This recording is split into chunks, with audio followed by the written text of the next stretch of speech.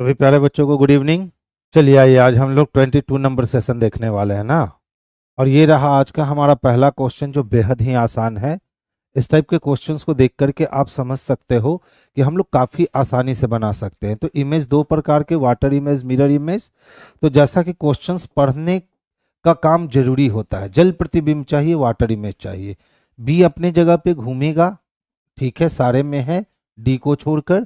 Are अपने जगह पे पलटेगा, बी कैंसिल हो गया। ओ सेम रहेगा, डब्ल्यू पलटेगा, एस पलटेगा, ई पलटेगा। लेकिन आर को देखो, यहाँ पे आर जो है ना वो मिरर इमेज में पलट गया है। इसके लिए सी नंबर गलत हो गए और ऑप्शन नंबर ए जो है ना बाबू, यही हमारा सही आंसर हो गया। नेक्स्ट वन देखिएगा। देखिए इसमें पूछे गए हैं फिगर में कि सर वर्ग की संख्या कितनी है, वर्ग की संख्या कितनी है। तो ध्यान से समझो, सबसे पहले क्या करो ना कि इस वाले पार्ट को काउंट कर लो।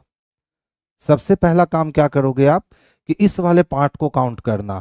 तो जब इस वाले पार्ट को काउंट करोगे तो आप देखोगे कि हॉरिजॉन्टल बॉक्स की संख्या और वर्टिकल बॉक्स की संख्या जो है ना वो एक समान है। कैसे? तो देख लो, 1 2 3 4 इधर भी हैं और 1 2 3 4 इधर भी हैं।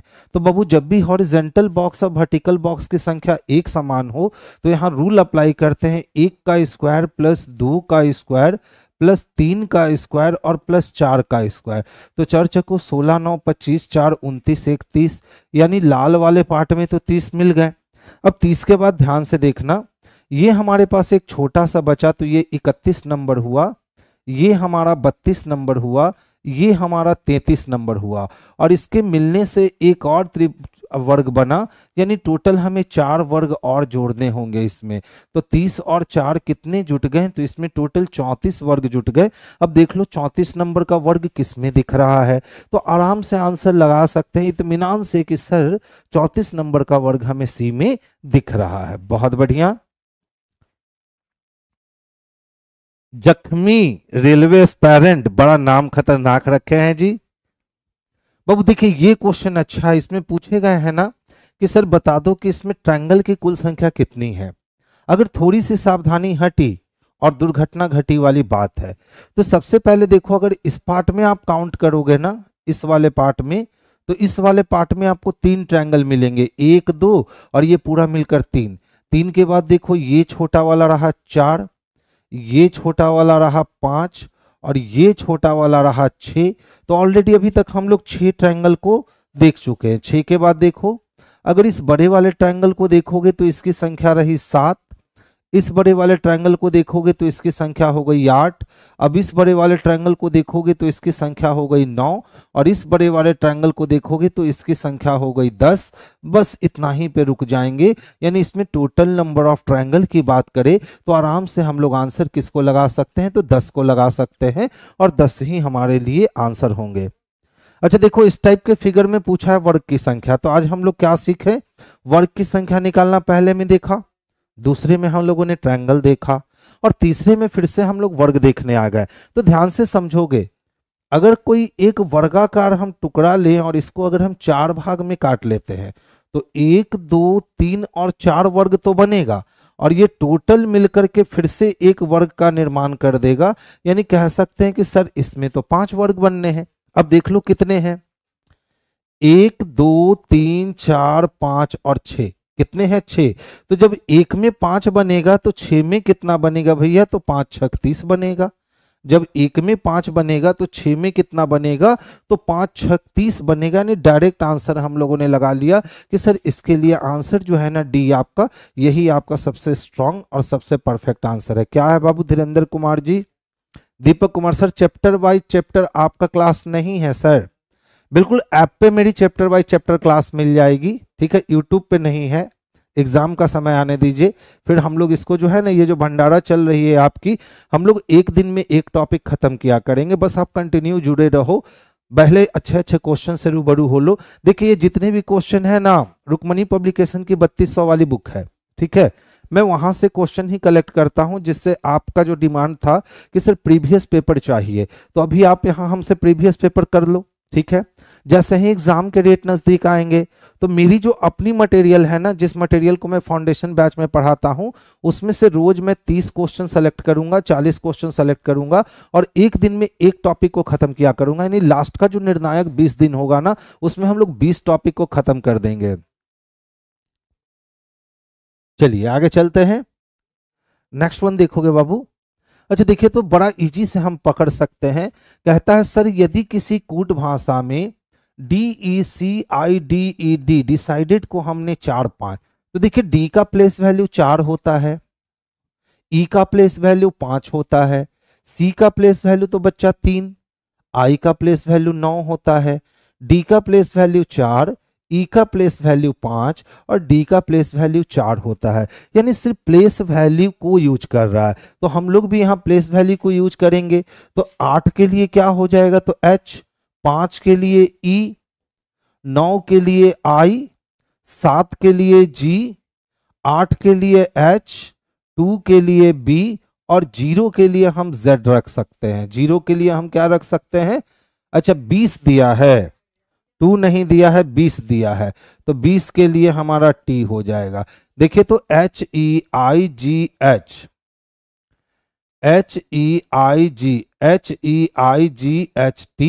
ऑप्शन नंबर सी में स्पष्टता देखने को मिल रहा है। तो आंसर हमारा ऑप्शन नंबर सी हो गया। विनय जी का सही था, शिवानी का सही था, चंदन का सही था। 28 से एग्जाम है सर, क्या एलपी का? प्लीज नहीं बाबू, अभी 28 से एग्जाम की कहां बात हो रही है रे, कहां कहां से ये एक्स्ट्रा न्यूज सुन लेते हैं आप लोग। अच्छा ध्यान से देखिए, ये अच्छी क्वेश्चन है। क्या है बाबू, JINX है ना जी, और JINX को 5862 लिख रखा है। इसी प्रकार से ZEBU की बात करें तो ZUB को 4371 लिख रखा है। अच्छा किसका पूछ रहा है, तो FUZE का पूछ रहा है। ठीक है, क्या हो, अच्छा इसके लिए भी दे रखा है 9143 दे रखा है। अब कहता है सर बतला दो जून को कैसे लिखोगे। तो कोडिंग डिकोडिंग है। सबसे पहला काम क्या करना है कि हमें चेक करना है कि सिस्टम प्लेस के अकॉर्डिंग है कि सिस्टम विदाउट प्लेस के अकॉर्डिंग है। तो ध्यान से देखिएगा, इसमें भी Z है, इसमें भी Z है। Z के प्लेस पे 4 को मेंशन किया, Z के प्लेस पे 4 को मेंशन किया। इसी तरह इसमें भी E है, इसमें भी E है। E के प्लेस पे 3 को मेंशन किया, E के प्लेस पे 3 को मेंशन किया। यानी हम लोग 100% कह सकते हैं कि सर सिस्टम जो है ना वो प्लेस के अकॉर्डिंग रन कर रहा है। तो J के लिए क्या रन करेगा, तो 5 रन करेगा, यानी 5 लिखेंगे। U की बात करें तो U के लिए 1 लिखेंगे। N की बात करें तो N के लिए हम 6 लिखने वाले हैं और E के लिए हम 3 लिखने वाले हैं। यानी 5163 चाहिए। 5163 ऑप्शन नंबर सी में स्पष्टता देखने को मिला है। तो आंसर हमारे लिए जो है ये ऑप्शन नंबर सी जाएगा। सही है। देखिए जितने बच्चे अभी जुड़े हुए हैं या जो बाद में वीडियो को देखेंगे, मैं बार बार आपसे यही कहता हूं कि इस टाइप के जो भी प्रश्न होते हैं, इस टाइप के जो भी प्रश्न पूछे जाते हैं, कोशिश यही करना है कि अभी ही आदत डाल लो मुंजवानी बनाने की, क्योंकि एट ए टाइम आप एग्जाम में मुंजवानी नहीं बना सकते हो। अभी बहुत सारे बच्चे डरते हैं कहीं मुंजवानी बनाने में गलती तो नहीं होगी। तो बाबू जब आदत में आओगे ना तो गलती नहीं होगी। ठीक है, ध्यान से देखोगे। कहता है एक तस्वीर की ओर इशारा करते हुए गीता कहती है। तो किसने कहा बाबू, गीता ने कहा। किसकी ओर इशारा, तस्वीर की ओर। वह यानी तस्वीर, मेरी, मेरी यानी गीता की। तो गीता की नानी की इकलौती बेटी है, तो गीता के नानी की इकलौती बेटी तो उसकी माँ होगी ना। तो वो किसकी ओर इशारा कर रही है, तो उसकी माँ की ओर इशारा कर रही है। यानी ऑप्शन नंबर ए। तो 7 के लिए आंसर क्या रखेंगे, तो ऑप्शन नंबर ए रखेंगे। अब सोचिए, मैं किसी को इशारा करते हुए कह रहा हूं कि वो मेरे माँ की इकलौती बेटी है, तो मेरे नानी की इकलौती बेटी है, तो मेरे नानी की इकलौती बेटी तो मेरी मम्मी कहलाएगी। तो आंसर हो गया माँ। अब इसके लिए हम क्या करते हैं कि पहले एक तस्वीर बनाते हैं। एक तस्वीर की ओर इशारा करते हुए गीता ने कहा वह मेरी, मेरी नानी की। तो नानी का मतलब मेरी मम्मी की मम्मी, मेरी नानी की कैसी बेटी है, तो नानी की इकलौती बेटी है, नानी की इकलौती बेटी है। ठीक है, तो नानी की इकलौती बेटी जैसे ही हो गई, इसका मतलब है कि मेरी माँ और यह महिला दोनों क्या हो गई, सेम हो गई। और जब ये दोनों सेम हो गई तो पूछ रहा है वो किसकी तस्वीर की ओर इशारा कर रही है, तो गीता अपने माँ की तस्वीर की ओर इशारा कर रही है। इतना करने की जरूरत है ही नहीं, आप इत्मीनान से इसको बना सकते हो, मुजवानी ही बना सकते हो। नेक्स्ट वन देखोगे, कहता है एक घर में 6 लोग हैं, LMNOP Q, 2 4 2 6 लोग रहते हैं। N Q की बहन है। चलो ध्यान से समझोगे, N बहन है तो लड़की है, और किसकी बहन है, तो Q की बहन है, तो Q पैरेलल लाइन पे आएगा। अब कहता है कि M P के पति का भाई है, इससे बिल्कुल अलग हटके बनेगा कि M जो है वो किसके, तो P के पति का भाई है, इसका मतलब P महिला है।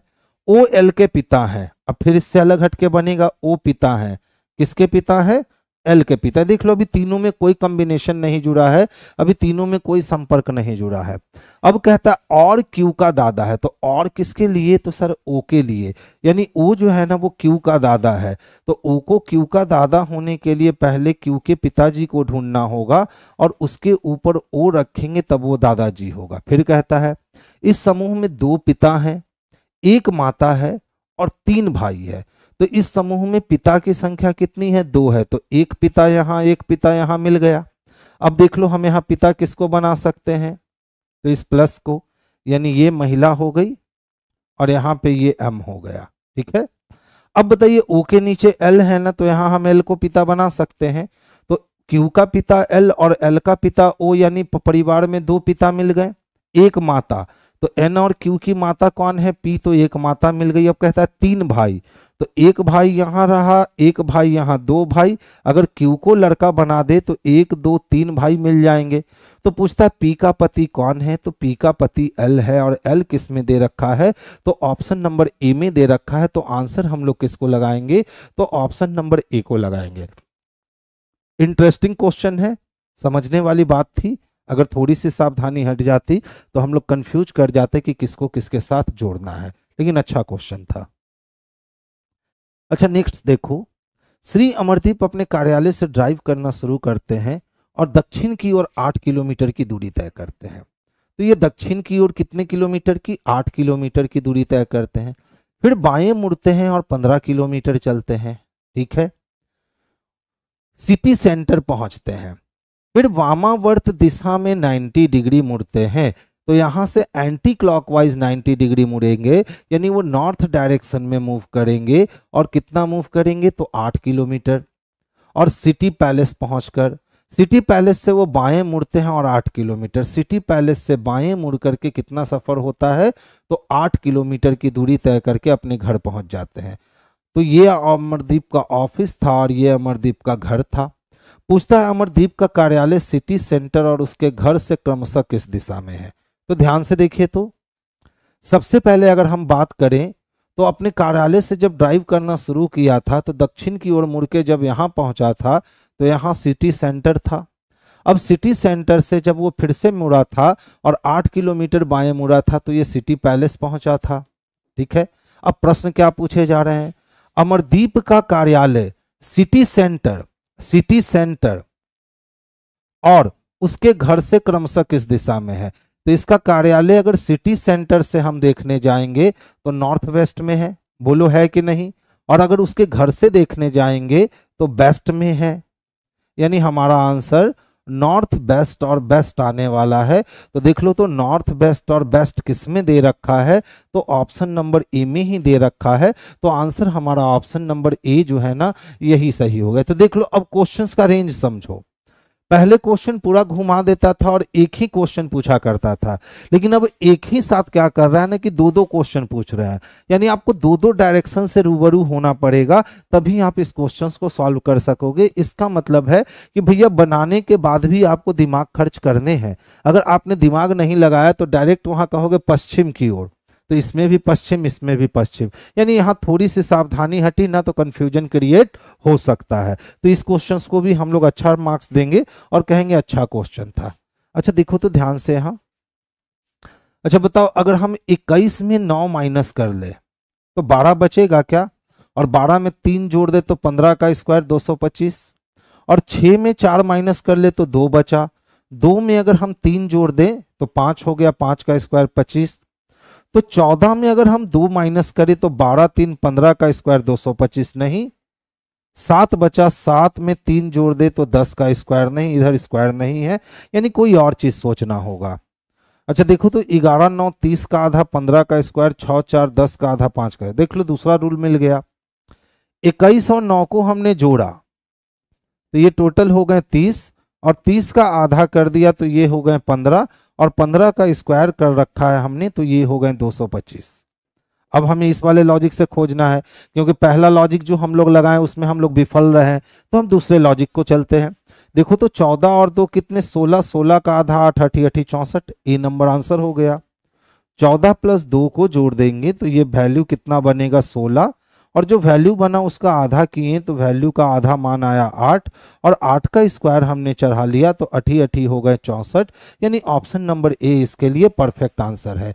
तो पहला ऑप्शन हमारा गलत था, जो हमने सोचा था कि 21 में से 9 घटाया तो 12 बचे, 3 जोड़ करके 25 25, 15 का स्क्वायर 225 कर लिया, तो उस वाले से ऑप्शन ही नहीं मिल रहे थे, फिर दूसरा लॉजिक अप्लाई किया तो इस वाले से हमें आंसर मिल गए। अच्छा ध्यान देखो तो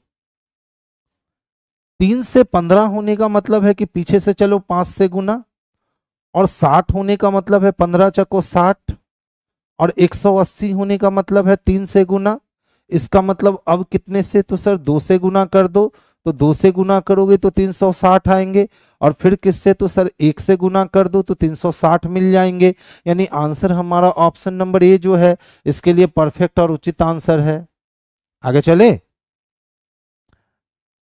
अच्छा ध्यान से देखिए, पहले घटा फिर बढ़ा, फिर घटा फिर बढ़ा, फिर घटा फिर बढ़ा, तो मैंने बार बार क्लासरूम में कह रखा है कि जब भी सीरीज ऐसा रिएक्शन दिखाने लगे कि वो बड़ा छोटा होने लगे, आप समझ जाना कि वो अल्टरनेट सीरीज है। और देखो अंत तक जाते जाते बहुत बड़ी मान हो गई, तो इसको अल्टरनेट के वे में आप बनाओगे। देखो 1 से 2, 2 से 3, 3 से 4, 4 से 5, तो 5 से 6, ठीक है, मिल गया 6। अब आपको एक्स्ट्रा काम करने का कोई जरूरत नहीं था। आप बोलोगे सर दूसरा सीरीज कैसे चल रहा है, तो देखो तो दूसरा सीरीज यही रन कर रहा है ना, ठीक है। तो ध्यान से देखो, अगर हम यहां 0 का स्क्वायर कर दे तो 0, और +1 कर दे तो 1, इसी तरह अगर हम 1 का स्क्वायर करके +1 कर दे तो 2, इसी तरह से हम 2 का स्क्वायर करके +1 कर दे तो 5, इसी तरह से हम 5 का स्क्वायर करके +1 कर दे तो 26, यानी अब क्या करना है कि 26 का स्क्वायर करके प्लस करना है।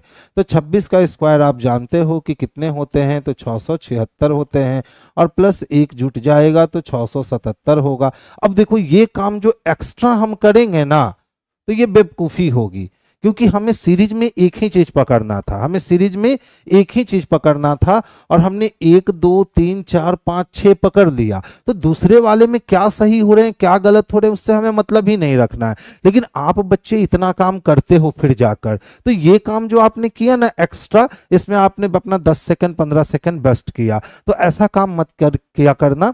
जब भी अल्टरनेट सीरीज आपको मिले ना, तो बस देख लेना कि जिसकी डिमांड है हमको सिर्फ उससे मतलब है, और बाकी अदर से हमें कोई लेना देना है ही नहीं।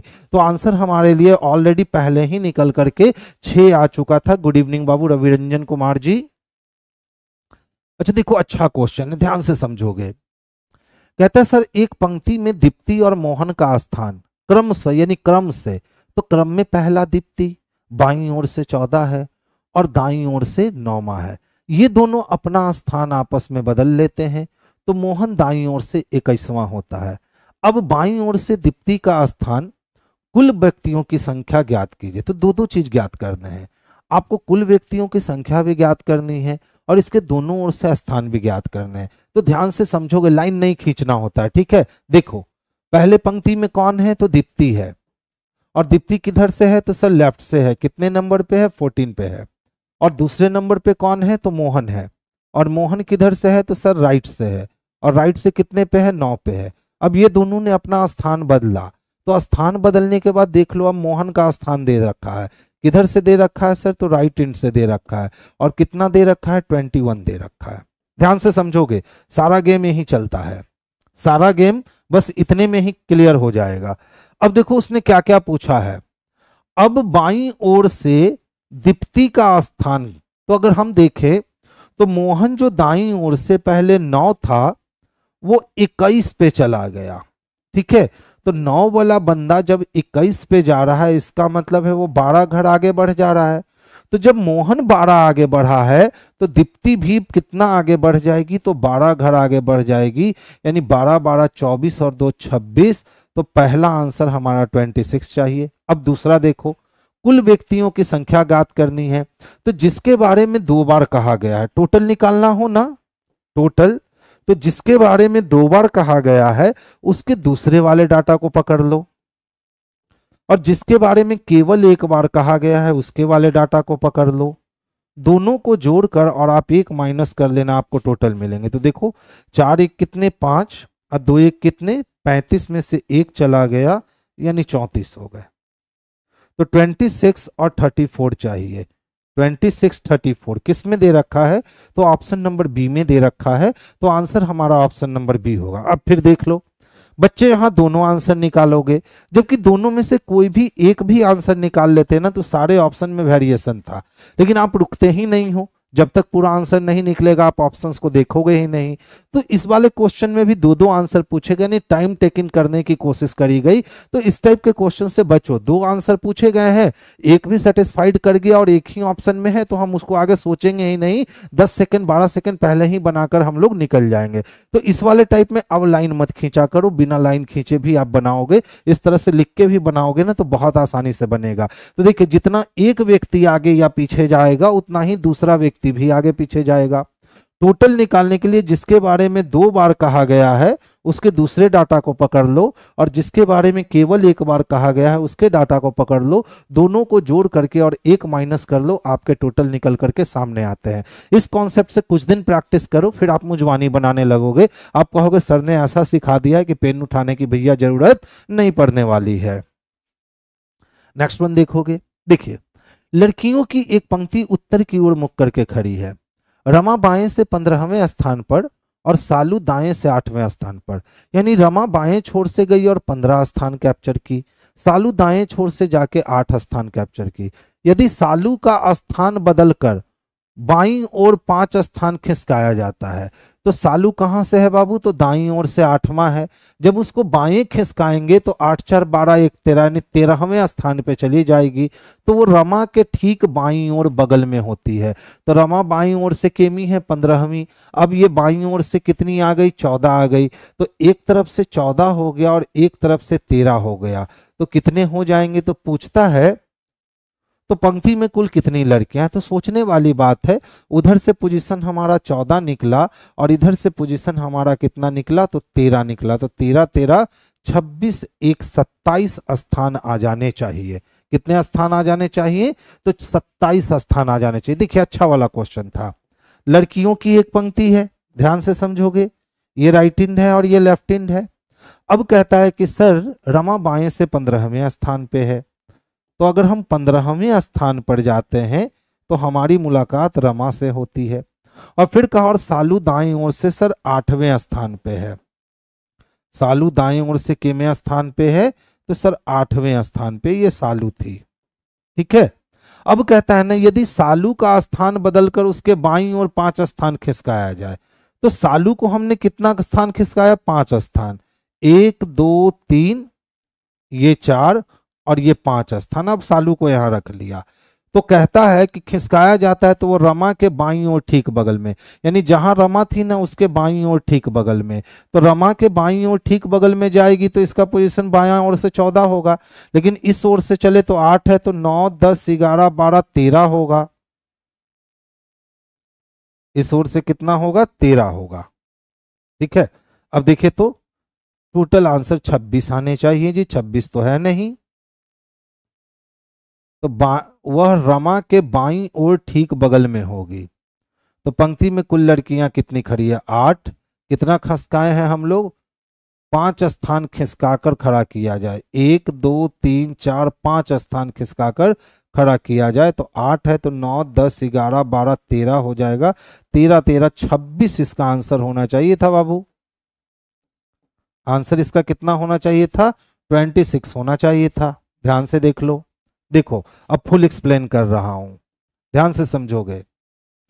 1 2 3 4 5 6 7 8 9 10 11 12 13 14 15 किसका पोजीशन है? तो रमा का पोजीशन है। कहां से? बाएं से। अब कहता है कि सालू का स्थान दाएं से सर 8 है। सालू का स्थान दाएं से 1 2 3 4 5 6 7 8 है। ये सालू का पोजीशन है। ध्यान से देखोगे। अब कहता है कि यदि सालू का स्थान बदलकर उसे बाईं ओर 5 स्थान खिसकाया जाए, तो अगर हम इधर जाते हैं तो ये सालू का राइट होगा, और इधर जाते हैं तो सालू का लेफ्ट होगा। तो सालू को कितना स्थान खिसकाए हैं? 5 स्थान। तो वो रमा के बाईं ओर ठीक बगल में, यानी ये वाला पोजीशन सालू कैप्चर करेगी। और यहां पहुंचने के लिए सालू को कितना खिसकाना पड़ेगा? तो यहां पहुंचने के लिए सालू को 5 स्थान खिसकाना होगा। कितना? 5।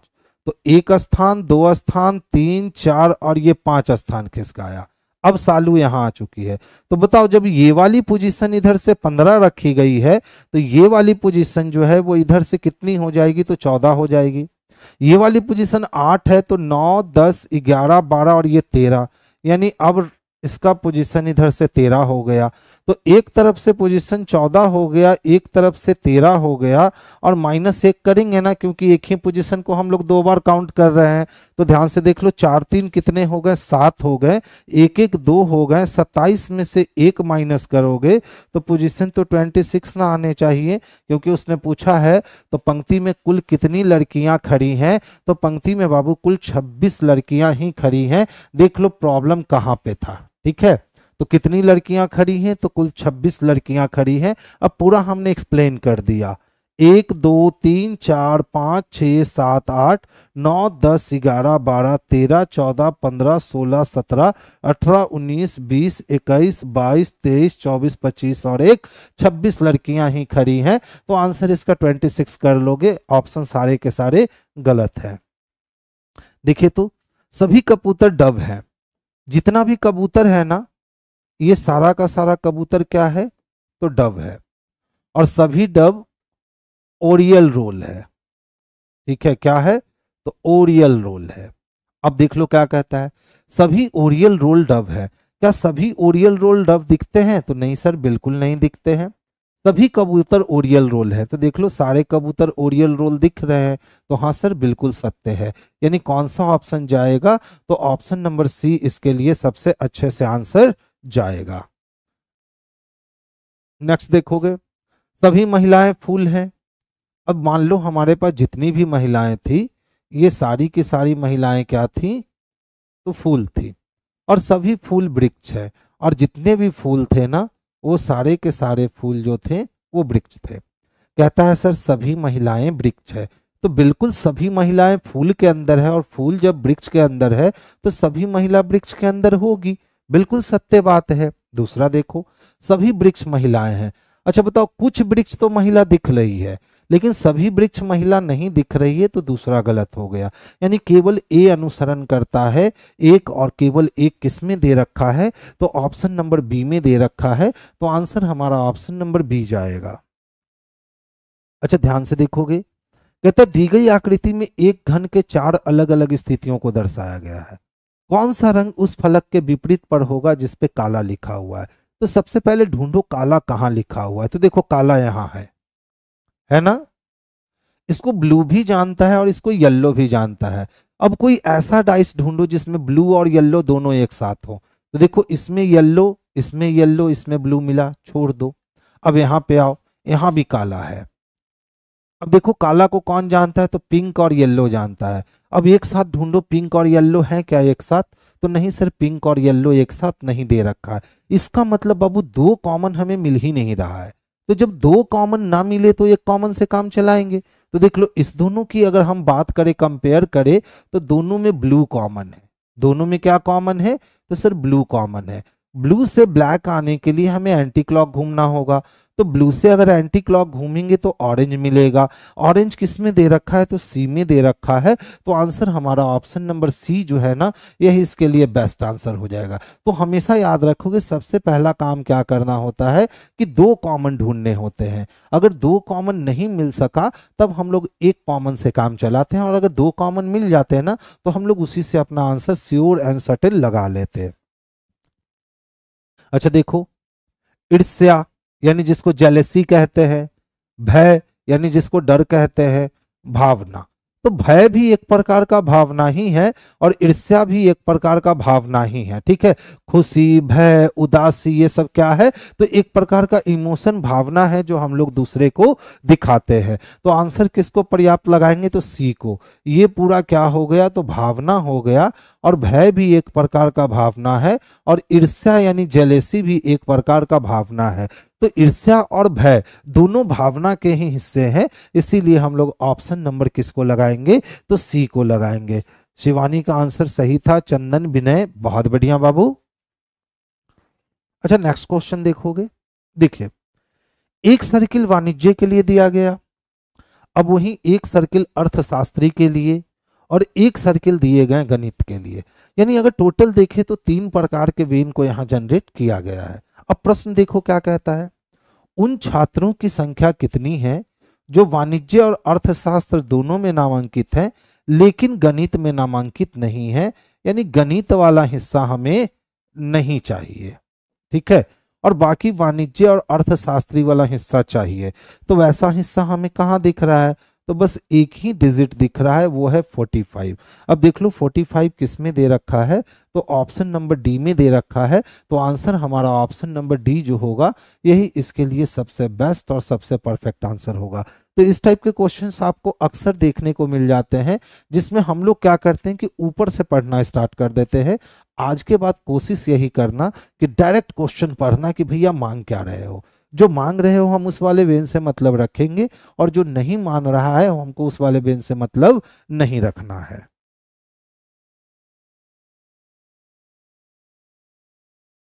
ये क्वेश्चन अच्छा है, 30 सेकंड का समय ले लो, लेकिन ये क्वेश्चन मुझे बनाकर दिखाओ। 20 का सी 41। अच्छा आप लोग तो पहले से भी बना के बैठे हुए हैं ना, पीडीएफ तो टाइम पे पहुंच रही है। चंदन पहले से बना के बैठे हुए, बहुत बढ़िया, अच्छा लगा आप लोग पहले से बनाकर बैठते हो, तो यहाँ बहुत आसान हो जाता है। जो चीजें आपके रेंज से बाहर हैं आप उसको देख लो, समझ लो, ध्यान से देखो, वो बड़ा अच्छा क्वेश्चन डिजाइन किया गया है।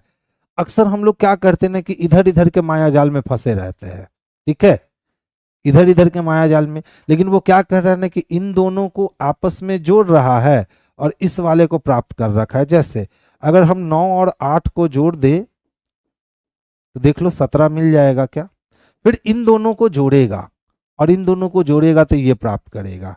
अगर हम 17 और 8 को जोड़ लें तो हमें 25 मिलेगा क्या, इसका मतलब अब इन दोनों को जोड़ेगा एक साथ और इन दोनों को जोड़कर जो फल मिलेगा उसको यहाँ दिखाएगा। तो वो 25 में कितना जोड़ेगा, तो सर 25 में 16 जोड़ेगा। तो देखो तो 25 में 10 जोड़ा 35, और 35 और 6 कितने हो गए, 41 हो गए, यानी यहाँ वैल्यू कितना चाहिए, तो 41। अब अगर हम इन दोनों को जोड़ते हैं तो ये वाली वैल्यू मिलनी चाहिए ना, तो 41 में अगर हम लोग 8 को ऐड करते हैं तो देख लो 49 मिल जाएगा क्या, तो हाँ सर मिल जाएगा। इसका मतलब हमारा आंसर क्या हो जाएगा, तो ऑप्शन नंबर सी हो जाएगा। आंसर क्या हो जाएगा, ऑप्शन नंबर सी हो जाएगा। आज पीडीएफ टाइम पे मिला है बाबू, उसी टाइम पे रोज पीडीएफ पहुंचता है, ठीक है। आपके टेलीग्राम चैनल पे हो सकता है बहुत सारे मैसेज आते होंगे जिसमें आपको पता नहीं चलता होगा, लेकिन वही आधा घंटा 45 मिनट जो आगे पीछे जाता है, लेकिन उस समय पे आपका पीडीएफ जो है ना वो हमेशा पहुंच जाया करता है। देखिए ये वाली क्वेश्चंस को हम कह सकते हैं कि अच्छा क्वेश्चंस है, क्योंकि इसको अक्सर देख करके हम लोग क्या करेंगे कि यहाँ का पहले अंतर फाइंड करेंगे, 1 का अंतर है, फिर 9 का अंतर है, फिर इतना का अंतर है, अगला अंतर क्या होगा, जबकि अंतर पे है ही नहीं, बस ऊपर वाले को ऐड किया नीचे लाया, फिर ऊपर को ऐड किया, नीचे लाया। तो बस इस वाले कॉन्सेप्ट को समझने में ही बच्चे को कम से कम 20-30 सेकंड तो लग ही जाएंगे। जैसे ये वाली क्वेश्चन देखो, बहुत अच्छी क्वेश्चन तो नहीं कह सकते हैं, लेकिन चूंकि एग्जामिनेशन में पूछे गए हैं तो आप कह सकते हो कि सर हर लेवल का क्वेश्चन एग्जामिनेशन में पूछे जाते हैं। तो ये भी आपके देख लो बहुत अच्छा क्वेश्चन है। 6 को पहले है ना 2 से बड़ा कर दिया, तो 6 दूना 12 हो गए। अब फिर जो 12 हुआ ना, इसको फिर 2 से गुना कर दिया, तो 12 दूना 24 हो गए। और फिर से उसने कुछ नहीं किया, 24 को भैया लो फिर से 2 से गुना कर दिया, तो 24 दूना 48 हो गए।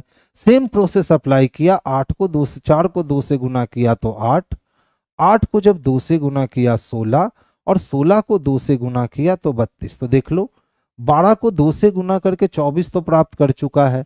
अब अगर हम यहाँ 3 को 2 से गुना करवाएं तो 3 दूना 6 मिलेंगे, और 6 को फिर हम लोग 2 से गुना करवाएं तो 12 मिलेंगे। इसका मतलब इस वाट के प्लेस पे 6 रखना होगा, और 6 किस में दे रखा है, तो ऑप्शन नंबर डी में दे रखा है। तो आंसर हमारा ऑप्शन नंबर डी जो होगा यही सबसे सुटेबल और सबसे परफेक्ट आंसर होंगे। देखिए कहता है सर 7 डब्बे हैं, P Q R S T U भी को एक के ऊपर एक रखा गया है, किंतु उनका इसी क्रम में होना अनिवार्य नहीं है। तो देख लो ध्यान से समझना, कितने डब्बे हैं, 7 डब्बे एक के ऊपर एक रखे गए हैं, 1 2 3 4 5 6 और 7। तो जब भी ऐसा प्रश्न मिले ना जिसमें ऊपर नीचे की बात की जाए, तो सबसे पहले ऐसे ढांचा बना लेना, फिर गेम आसान होता है। एक क्लू मिलेगा, वो क्लू यहां रखोगे और ऊपर से नीचे तक सारे सज जाएंगे। अब देखो क्या कहता है, आर के नीचे केवल 3 डब्बे रखे गए हैं। तो बताओ आर के नीचे जब केवल 3 डब्बे रखे गए हैं, इसका मतलब है आर को 4 नंबर प्लेस पे प्लेस किया गया है, इसीलिए इसके नीचे केवल 1 2 और 3 डब्बे रखे गए हैं। फिर कहता है एस क्यू के ठीक नीचे है। तो एस जो है ना बाबू वो किसके ठीक नीचे है, तो क्यू के ठीक नीचे है। तो देख लो Q S Q S Q S Q S, 4 place बनेंगे, अभी छोड़ दो। भी टी के ठीक नीचे है। अब भी जो है ना वो किसके ठीक नीचे है, तो टी के ठीक नीचे है। तो जब क्यू और एस के लिए 4 प्लेस बना है, तो टी और भी के लिए भी 4 प्लेस बनेगा, छोड़ दो।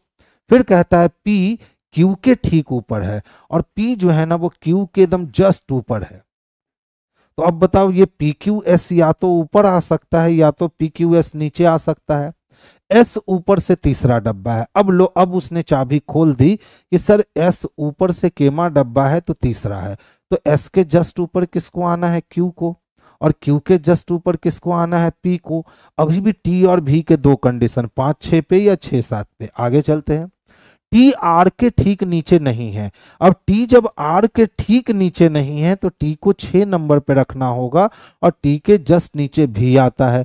अब एक डब्बा बचा हुआ है बेचारा यू, यू को आपने रख दिया, और आपकी अरेंजमेंट जो है वो एक अटेम्प्ट में कंप्लीट हो गई। क्वेश्चंस क्या पूछे गए, नीचे से तीसरा डब्बा कौन है, तो पहला दूसरा तीसरा, और नीचे से जो तीसरा डब्बा है ये ऑप्शन नंबर डी में विराजमान है, यानी ऑप्शन हमारा डी जाएगा। तो देखिए इस टाइप का जब भी क्वेश्चन आए ना, पहले ये वाली नंबरिंग कर लेना जरूर, उसके बाद ये क्वेश्चन बनाना आसान हो जाता है।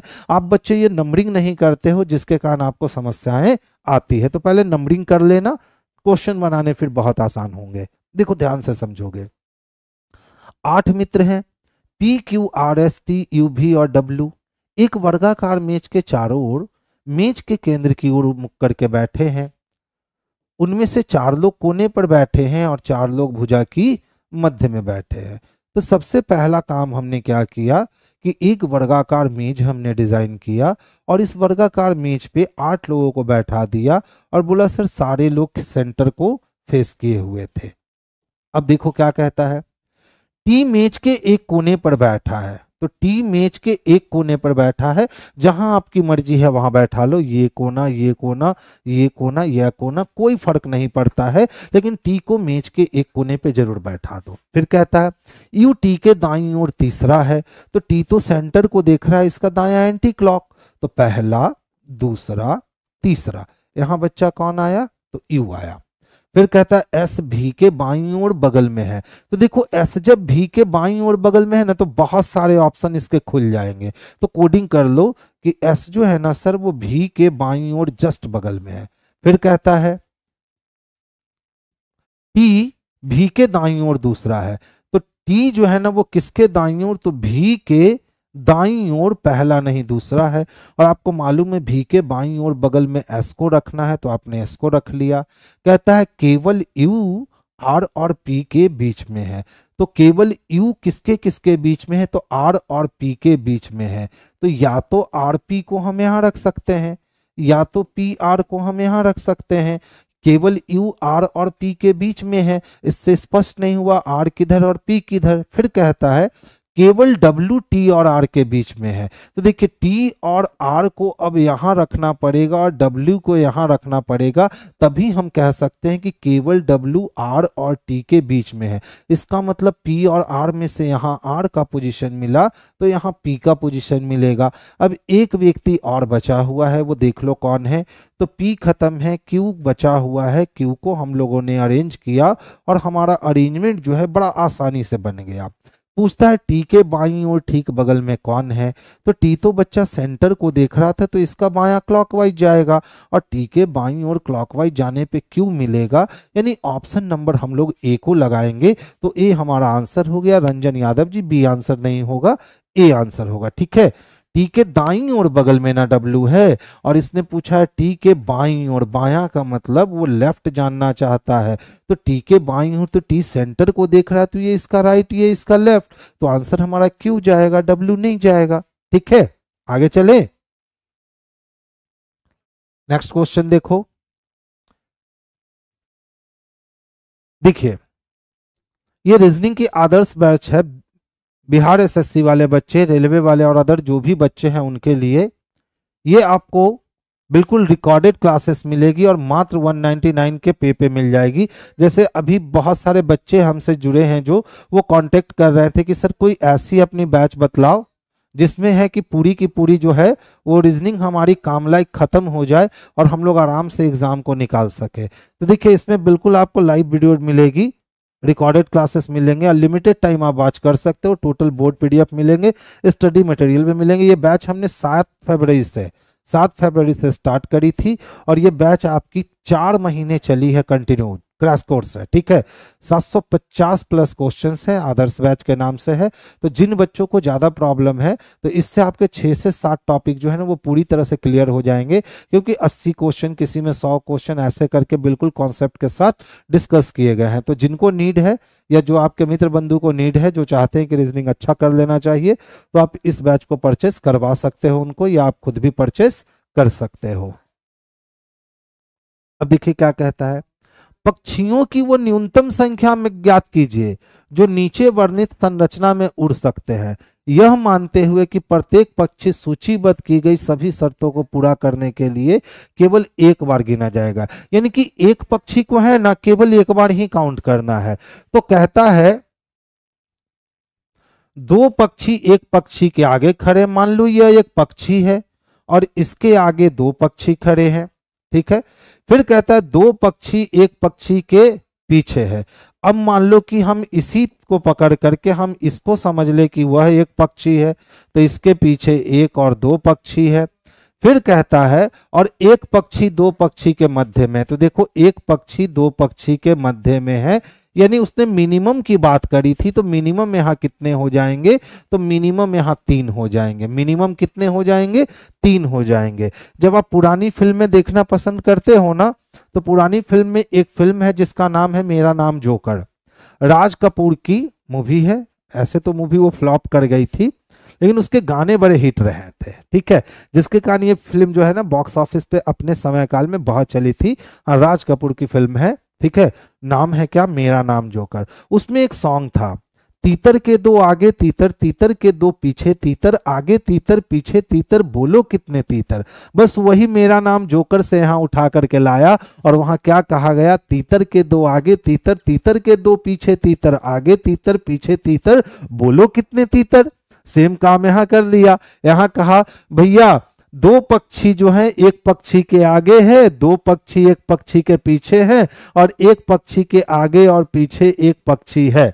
तो भैया टोटल बताइए मिनिमम पक्षी कितने हैं। तो मिनिमम की बात करें तो मिनिमम बाबू 3 ही पक्षी हैं, एक पक्षी के आगे 2, एक पक्षी के पीछे 2 और एक पक्षी के दोनों ओर एक एक। ठीक है, अच्छा देखो ध्यान से, ये क्वेश्चन बड़ा बेहतरीन क्वेश्चन है।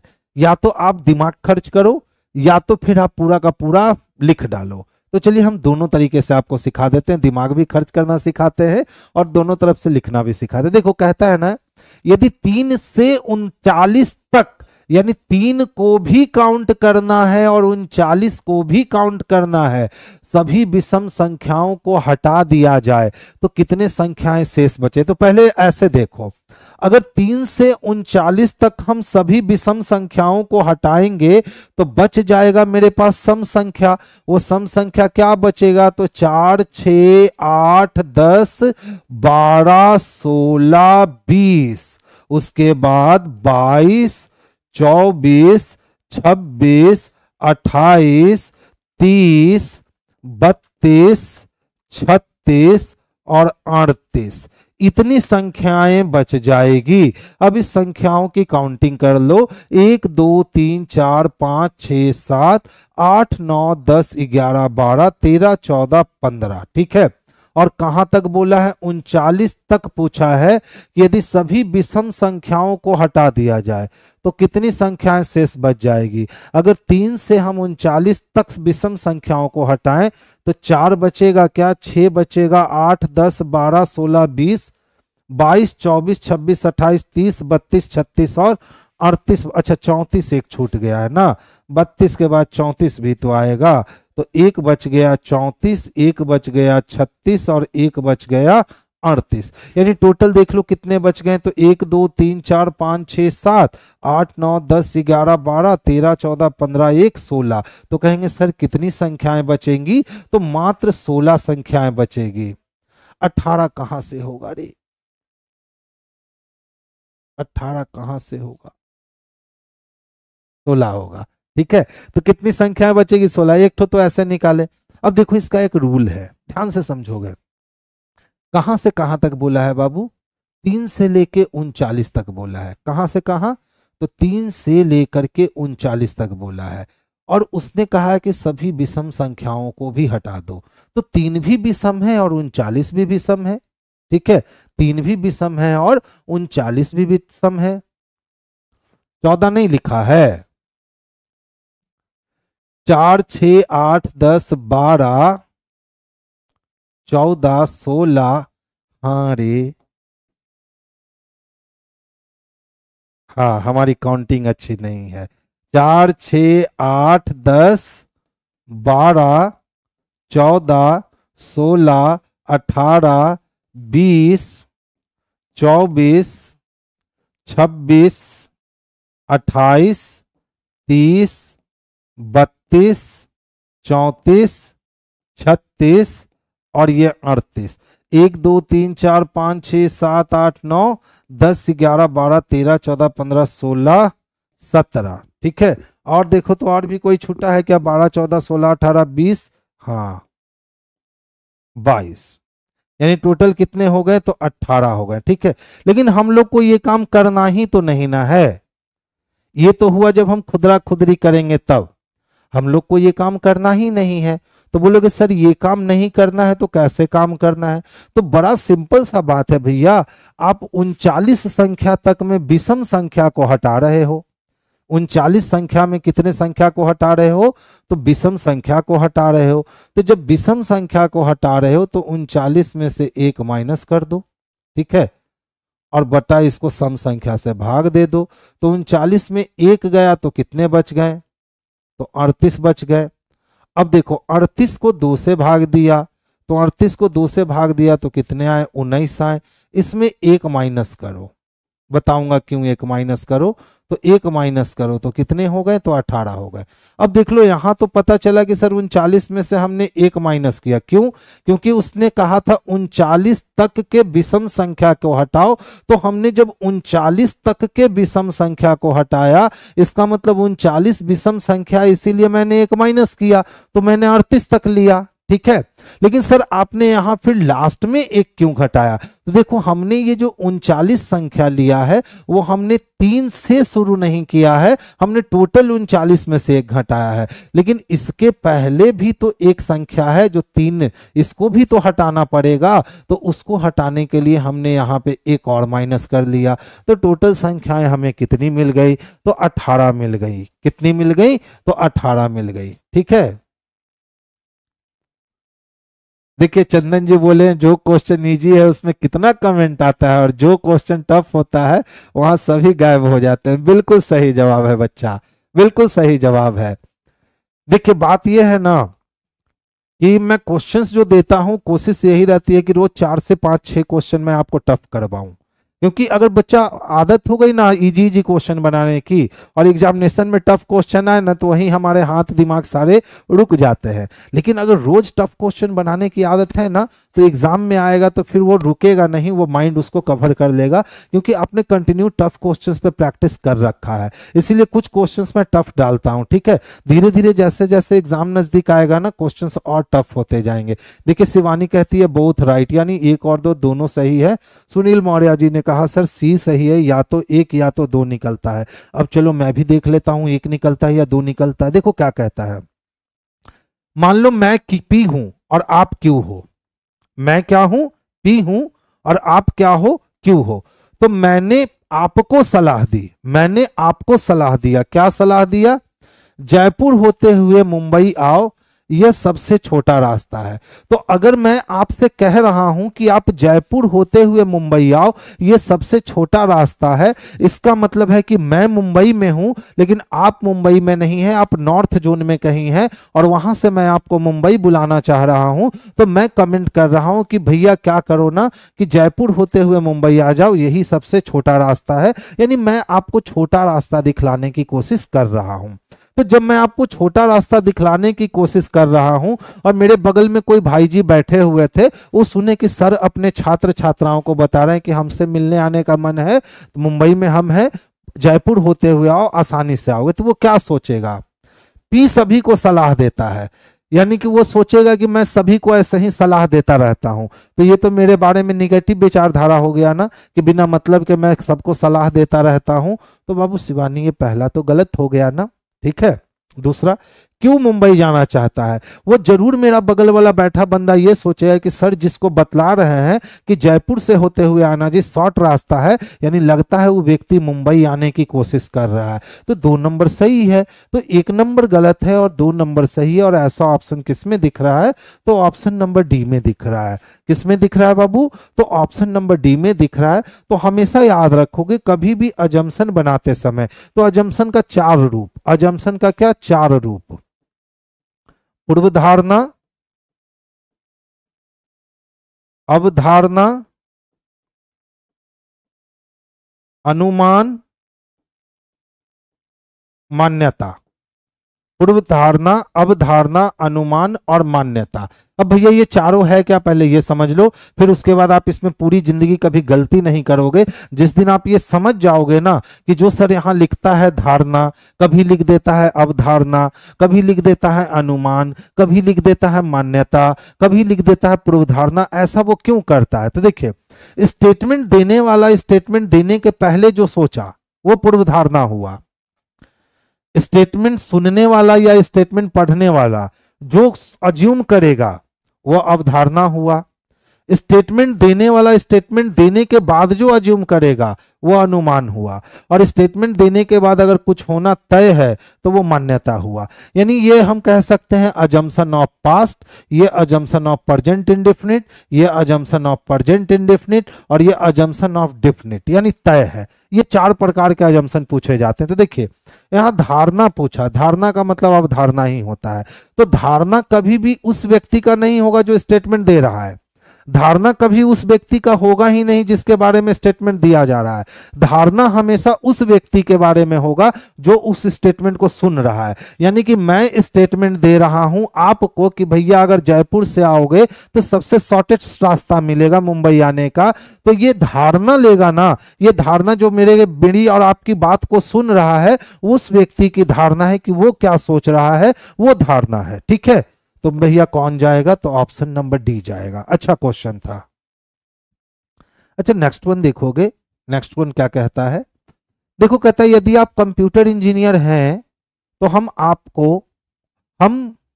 आपको अपने वरिष्ठ सलाहकार के रूप में नियुक्त करना चाहते हैं। एक विज्ञापन जो कंपनी XYZ द्वारा दिया गया। अब सोचो कि मेरी एक कंपनी है जिसका नाम है XYZ, ठीक है। मैं एक कंपनी चलाता हूं जिसका नाम क्या है? XYZ कंपनी नाम है। और मैंने मार्केट में एडवर्टाइजमेंट क्या दिया कि यदि आप कंप्यूटर इंजीनियर हो तो आप आइए हमारे पास, मैं आपको वरिष्ठ सलाहकार के रूप में नियुक्त करना चाहता हूं।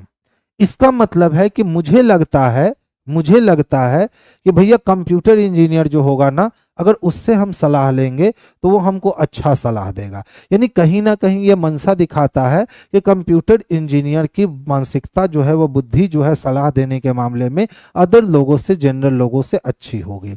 अब फिर से ये पूर्व धारणा नहीं पूछा, अनुमान नहीं पूछा, मान्यता नहीं पूछा, ये धारणा पूछा, ठीक है। तो जब मैंने ये एडवर्टाइजमेंट दिया तो उस एडवर्टाइजमेंट को किसी ना किसी ने तो देखा, किसी ना किसी ने तो सुना।